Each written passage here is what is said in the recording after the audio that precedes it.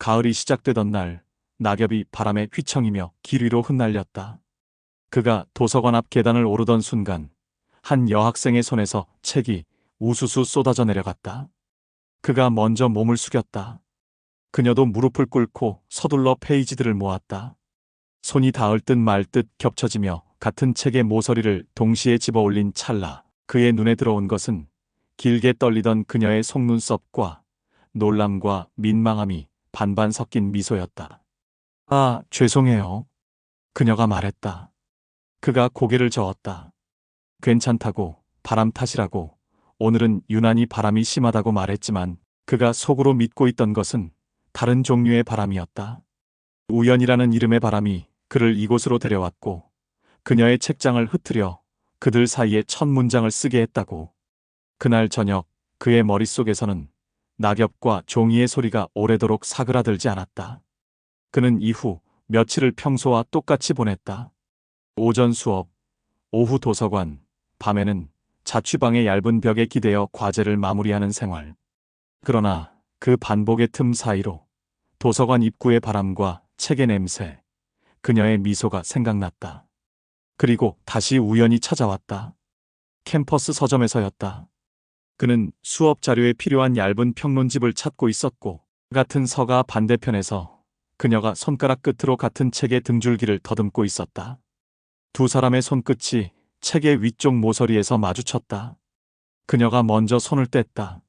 먼저 집으세요. 그가 고개를 저었다. 같이 찾아볼까요? 더 새 책이 있을지도 몰라요. 둘은 책등들을 천천히 훑다가 아래쪽 칸 깊숙한 데에 끼워진 깨끗한 한 권을 발견했다. 그가 그것을 꺼내어 그녀에게 건네며 웃었고 그녀가 고개를 숙여 감사 인사를 했다. 대단한 대화는 오가지 않았지만 그 짧은 순간에 책의 종이 냄새처럼 은근한 호감이 신압으로 스며들었다.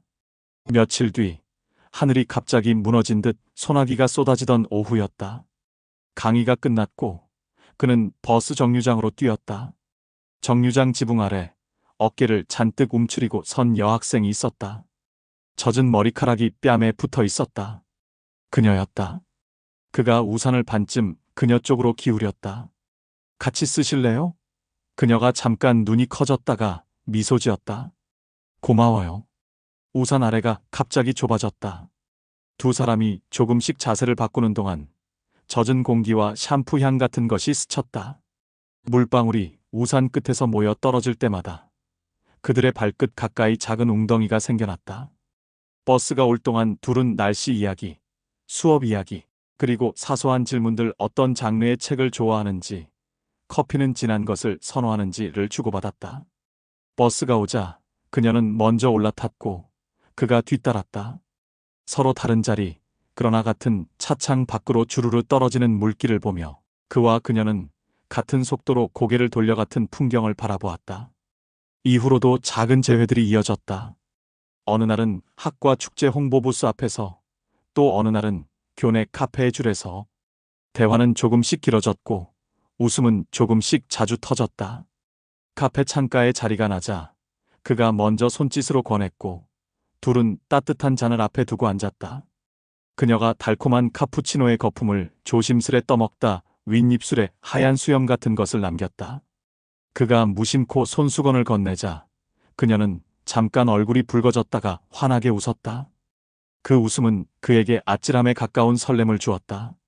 창밖으로는 가을 햇살이 느리게 기울고 테이블 위에는 커피잔 2개와 펼쳐진 노트, 그리고 그들의 서로 다른 손끝이 마주치지 않기 위해 신중하게 그어놓은 보이지 않는 선이 놓여 있었다. 그들의 사이가 더 가까워진 건 오래된 영화관에서였다. 교내 영화제 초청작 상영이 있던 날, 둘은 나란히 앉아 흑백 멜로드라마를 보았다. 화면 속 배우들이 말 대신 시선을 주고받는 장면에서 그녀는 조용히 숨을 들이켰다. 그가 옆눈으로 그 미세한 움직임을 알아차렸고 방금 전까지는 영화의 줄거리를 생각하던 두뇌의 초점이 어느새 그녀의 옆모습으로 이동해 있음을 깨달았다.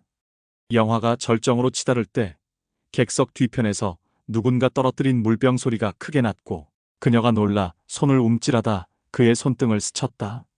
그녀의 체온이 5 손가락 끝으로 번져왔다.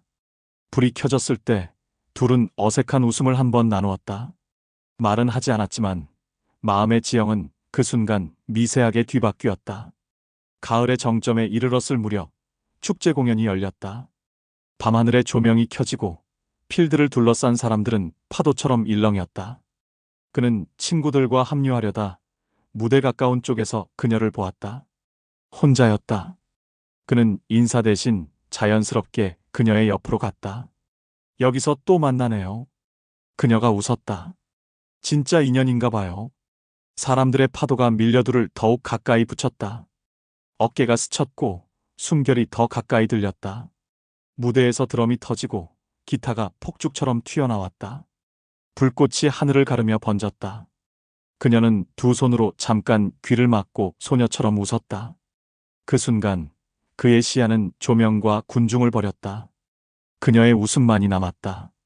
공연이 끝날 때까지 그들은 거의 말을 하지 않았다. 그러나 말이 필요하지 않은 밤이었다. 헤어질 때 그녀가 말했다. 오늘은 음악이 아니라 당신과 본 불꽃이 더 기억날 것 같아요. 그는 대답 대신 고개를 끄덕였다. 가슴이 이상하게 조여왔다. 둘이 처음으로 멀리 나간 날은 민속촌이었다. 친구들과의 소풍이 아니라 둘만의 약속이었다.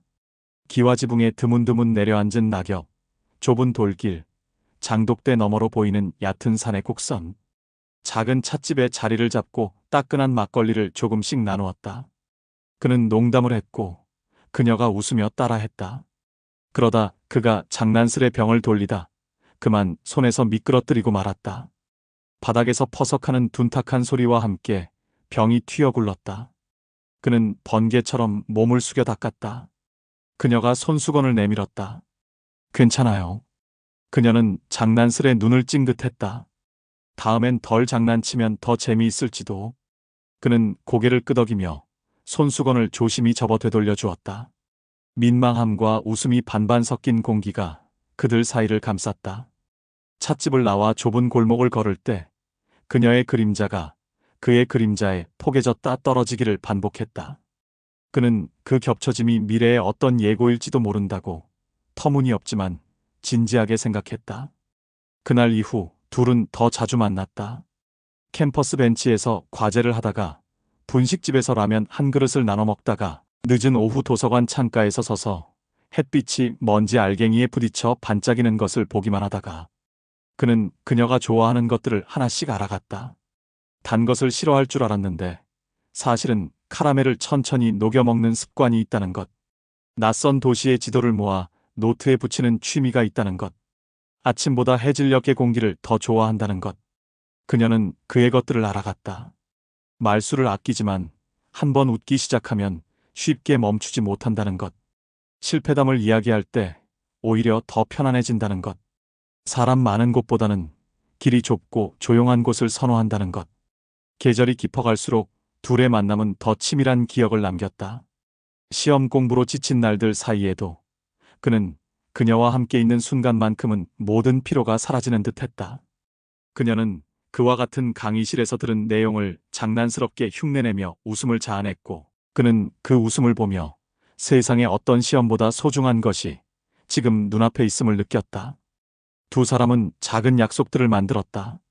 다음 주말엔 도서관이 아닌 시내 서점에서 책을 보자. 날씨가 더 추워지기 전에 캠퍼스 호수 둘레길을 걷자. 밤하늘이 맑은 날엔 별을 보자. 이 약속은 단순했지만 그 단순함이 곧 삶의 이유가 되었다.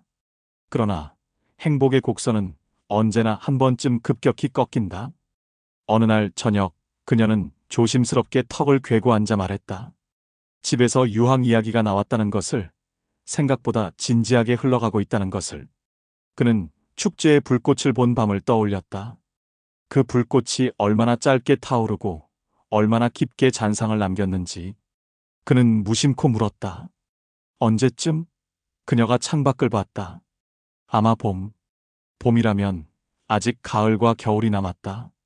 그러나 남은 계절이 길다는 사실이 그에게는 오히려 잔혹하게 느껴졌다. 길다는 것은 생각할 시간이 많다는 것이고 생각할 시간이 많다는 것은 망설일 핑곗거리도 많다는 의미였다. 계절은 의식적으로 살핀다고 느리게 흘러주지 않았다.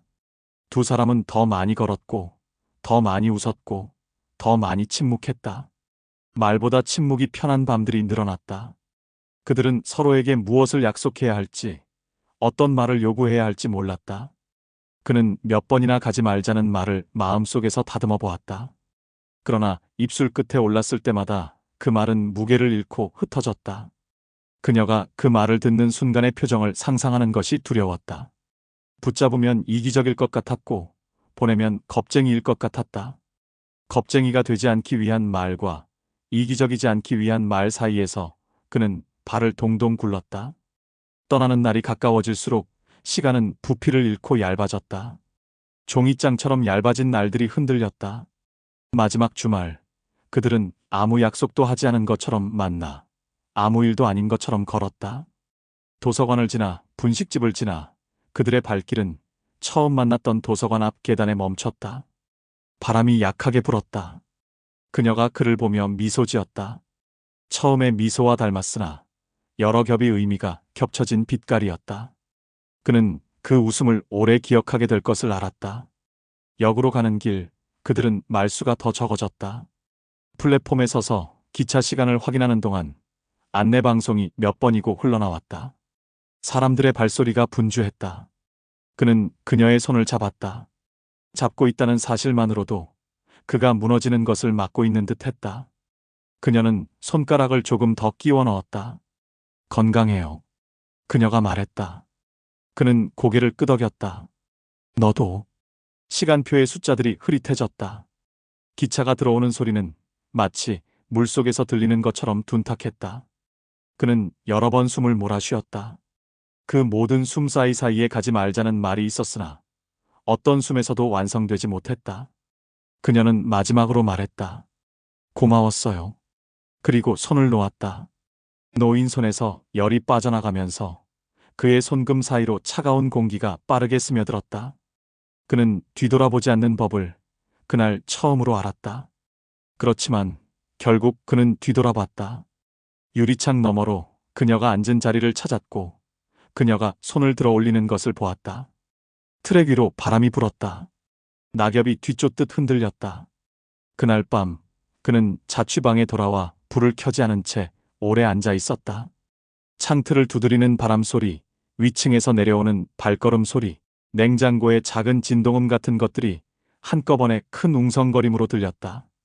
그가 손을 내려다보았다. 낮에 그녀의 체온이 들러붙어 있던 자리에는 이제 아무것도 남아있지 않았다. 그가 두 손을 포개고 천천히 눈을 감았다. 그가 생각했다. 잡지 않은 것이 비겁인지, 붙잡지 않은 것이 배려인지, 그리고 언젠가 답을 알게 되리라는 사실만을 믿었다. 답은 보통 시간이 지나고 나서야 알려지는 법이라고 그는 그때 막연히 그러나 깊숙이 믿었다. 세월은 빠르게 흘렀다. 그가 그녀와 마지막으로 손을 잡았던 그날 이후 봄은 왔고 또 여름과 겨울이 지나갔다. 강의실에서의 나날은 어느새 졸업 논문으로 바뀌었고 청춘의 소라는 사회라는 이름의 바다 속으로 흩어졌다. 그러나 그의 마음 한켠에는 여전히 가을날의 그녀가 남아 있었다. 바람에 흩날리던 책장, 서점에서의 손끝, 비 오는 날, 우산 아래의 거리, 영화관 어둠 속의 떨림, 축제 공연장의 불꽃, 민속촌이 웃음 모든 순간이 한 장의 오래된 사진처럼 생생했다. 그는 인생을 살았다. 결혼도 했고, 가정을 꾸리기도 했으며, 직장에서의 성공과 실패, 병원에서의 기다림, 장례식장의 눈물 같은 수많은 굴곡을 거쳤다. 그러나 계절이 돌아올 때마다, 특히 낙엽이 흩날리기 시작하면 그의 가슴은 묘한 통증으로 저려왔다. 그녀의 이름은 입술 끝에서만 맴돌았고 한 번도 크게 소리내어 부르지 못한 채 세월 속에 가라앉아 있었다. 그녀의 소식을 들은 것은 훨씬 나중이었다.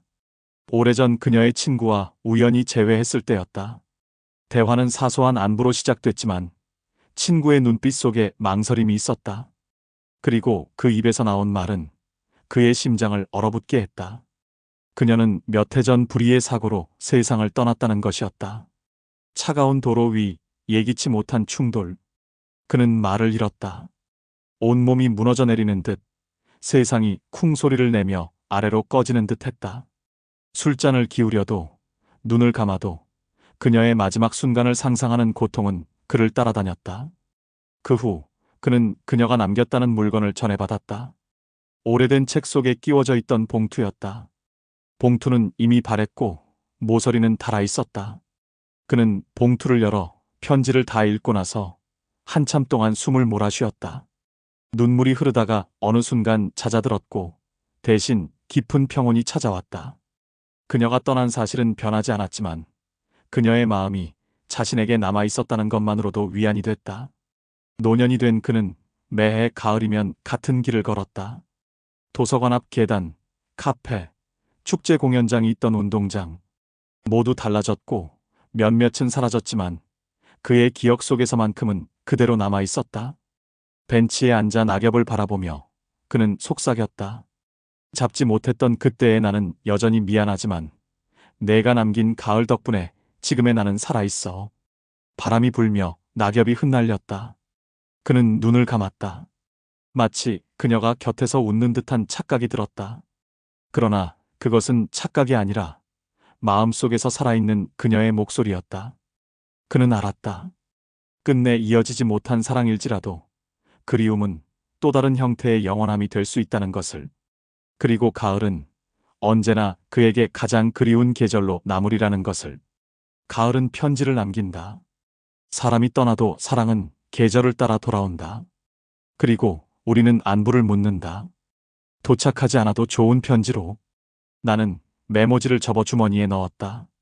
주머니 속에서 종이가 가볍게 맞부딪혔다. 그 소리가 오래된 레코드의 기척처럼 기분 좋았다. 집에 도착해 불을 끄고 창문을 조금 열어두었다. 밤 공기가 들어왔다. 그 공기 속에 낯익은 이름 하나가 있었다. 나는 그 이름을 소리내어 부르지 않았다. 부르지 않고도 닿는 방법을 우리는 오래전에 배웠으니까. 그리고 아주 천천히 불면의 겨울을 준비했다. 겨울은 언제나 길지만 그 사실을 믿는 일, 그 믿음으로 오늘을 건너는 일, 그게 남은 가을의 마지막 과제였다. 마지막으로 나는 속삭였다. 그래도 우리는 같은 계절을 기억한다. 그 말을 한참 동안 들었다. 그리고 아주 오래 숨을 쉬었다. 오늘의 이야기가 마음에 닿았다면 당신의 가을 편지를 한 줄 적어주세요. 도착하지 않아도 늦게 도착해도 괜찮습니다. 그 한 줄이 누군가의 숨을 고르게 해줄지 모릅니다. 감사합니다.